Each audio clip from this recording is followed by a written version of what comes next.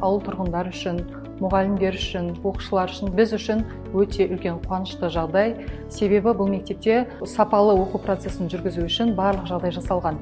Енді STEM зертханалар, биология, физика, химия кабинеттері сабақ өтуге, оқу процесін жүргізуге заманауи құрал-жабдықтармен жабдықталған. Бұл оқу процесін тиімді жүргізуге үлкен мүмкіндік береді.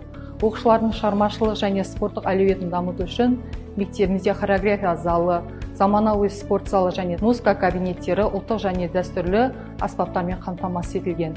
Жаңа мектебіміз сапалы білімнің, шығармашылықтың тоғысқан жаңа ортасы болады деп сенеміз. Біздің балдарымыз оқудан келіп, бізде осындай бар екен, осындай барлығы бар, компьютерде бар, жаңағы шебершілігі де бар, бәрін өзімізде көріп келатырмыз. Балдар қуанып келеді. Бұл мектеп керемет мектеп болды бізге.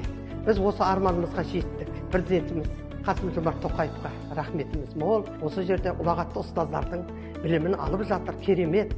Ұстаздарымыз да керемет, барлығы керемет деп айта аламын.